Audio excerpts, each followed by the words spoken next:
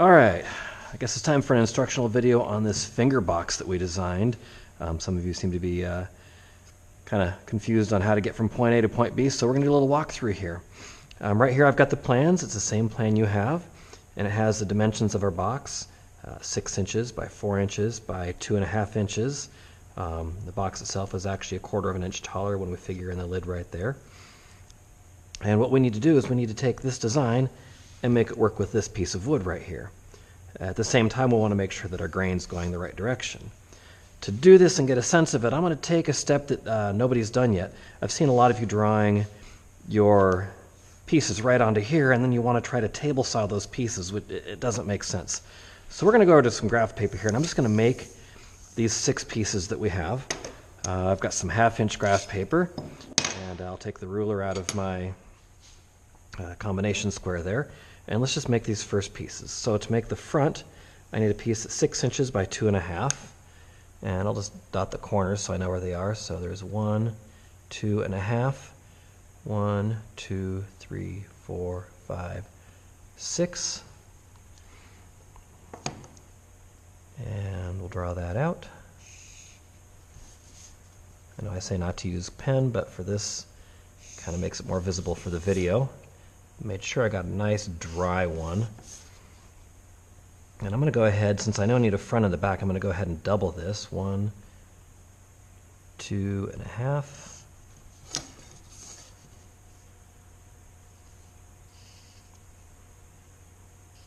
And all I'm doing is counting squares. Each square is 1/2 of an inch. Alright, so this is the front, the back. Okay, now we need 2 sides that are going to be 4 by 2.5. 2, 3. I can just get 4 inches in right here. If you want to, you can just measure it on your ruler. 1, 2, 3, 4.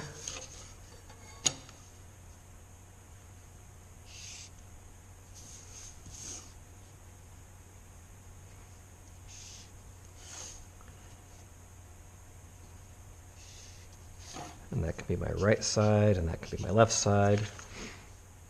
And because we're doing a finger joint, it needs to go all the way to the corners on both the front and the side. So this finger goes all the way to the end, and then the finger from the side goes all the way to the end.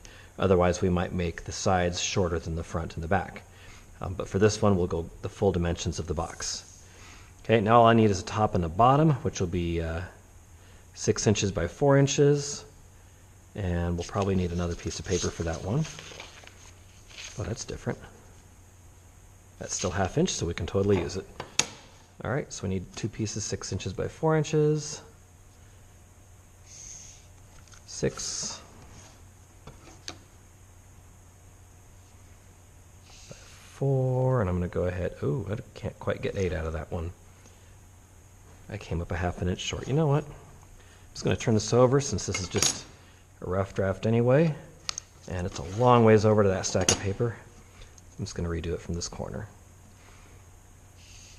4 and 8. There we go. That works just fine. I'm going to go 6 inches out.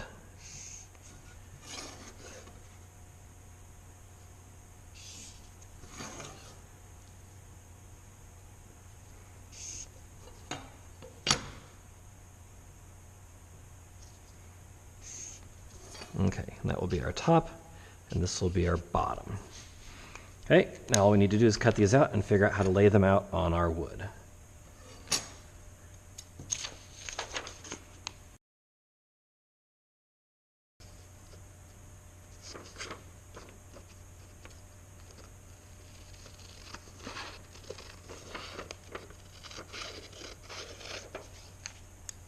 One, 2, 3, 4. Yeah, that line was confusing. I almost messed that up.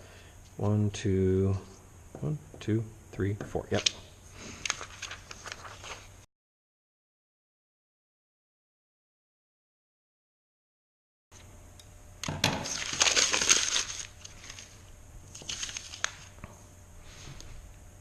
Okay, as I was cutting these out, I was doing a little problem solving in my head, and I realized I know that I want my grain running the long way of the board. That's almost always going to be the case. And the reason is when these two pieces come together with our finger joints, I want the grain running this way, otherwise those fingers will break right off. The top and the bottom, the same thing, we want to run those the long way. And the reason I didn't cut this out is I realized as I was doing this, that's just going to fit right there. And if I take my top and bottom, it works out that it's all going to fit just like this. So I'm going to plan my cuts now. We think about our cutting and squaring stock. First thing we need to do is plane a face. This is surfaced on two sides, so I don't need to touch either face. So now my cutting and squaring stock is only going to be the remaining four sides. I'll need to joint this edge. You can see where it's a little bit curved right here. And then we'll table saw to width, and then we'll cut to length. So I'm not going to draw these on the board. My table saw has settings, so I can just set that for 2.5 inches. That's all I'm going to do. So my plan is to make a 2.5 inch rip cut, another 2.5 inch rip cut, and this will be a 4 inch rip cut. And I'm just going to do that on my table saw. So let's go over. We're going to joint this edge first, and then we'll do our rip cuts. And we should have pieces that will match this. Those will be our work pieces. Okay, and just to review, this piece right here that we start with, this is called our stock piece. We're about to make our work pieces. All right, I'm standing at the jointer. I'm just going to joint this edge 2 or 3 passes until that is square.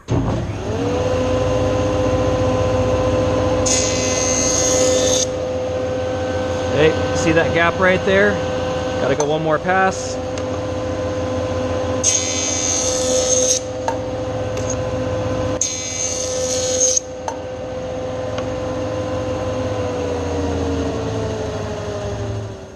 All right, now I'm at my table saw.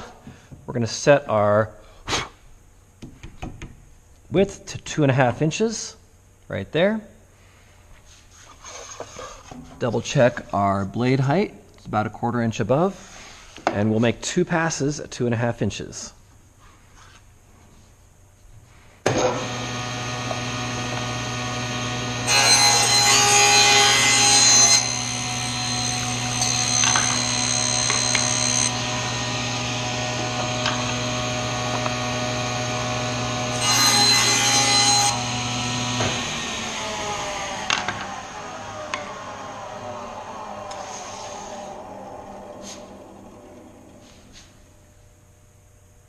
All right, so my next pass will be our 4 inches. This will be for our top and bottom.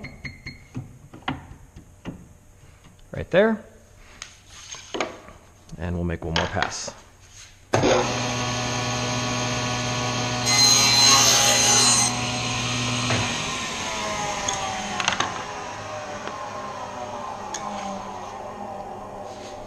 I'm going to save the scrap piece right here because we'll need this for some just some prototyping along the way. Now we're going to go and double check our drawings and then cut these to length. All right, so I've got my pieces I just cut, and you can see here there's my front, back, right, and left pieces, and my top and bottom pieces will be right here, and these will both need to be 4 by 6. These will be 6 inches, and this will be 4 inches. So we're going to use a crosscut sled to do this, so we can do repeated cuts. And then we'll be ready to do some jointing. All right, since we're going to be working with small pieces, we're going to use the crosscut sled on this. We could use the crosscut sliding miter, but to get that 4-inch piece, I don't even have an indicator on my tape measure to get down to 4 inches. That would put our hands way too close to the blades. So we're going to forgo this one, and we're going to use the sled with a stop block right here. So to do this, first thing we need to do is trim off one end of each board. So to do that, we'll just set this right here, get our feather boards locked in. Okay, got my feather block set. And double check my blade height. So I am right about 1/4 inch above. So we're going to trim off these 3 tails.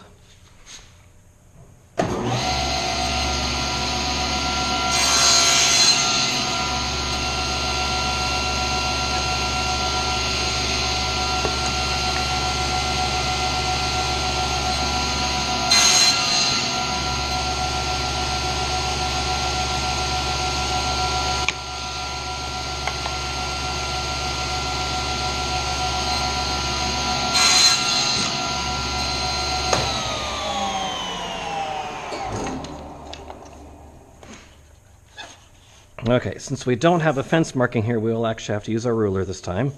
And we need to make 2 4-inch cuts and 2 6-inch cuts if we look back at our plan. And I'm only going to mark the first one at 4 inches. Then I'm going to use the stop block right here.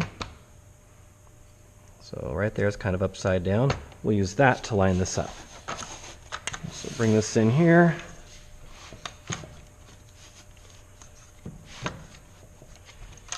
Line that up with our right with the blade. You might double check this with a partial cut first. Okay, I've got my block set. It's right on the line. So there's my first block at 4 inches. And I've already set my block right here. So it's going to be the same exact size repeated. And there's my second cut. Okay, I'm making sure to pull the slide back at least 6 to 8 inches beyond the blade before I do anything in here. I want always to have 6 inches between that running blade and anything I'm doing with my hands. Okay, so these are my 2 end blocks right here. Now I need 6 inches. I need 4 of these to be cut 6 inches long. And again, I'm only going to, there's the other piece. I only need to mark this one time. I'm going to mark this at 6 inches right here. Loosen my stop block. Line that cut up on my blade. Lock my stop block in place. Make sure my fingers are nice and tight. And we're going to make the next 4 cuts. 1,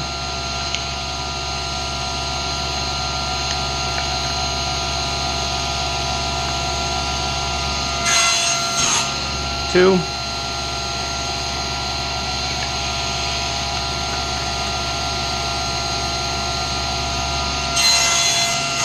3,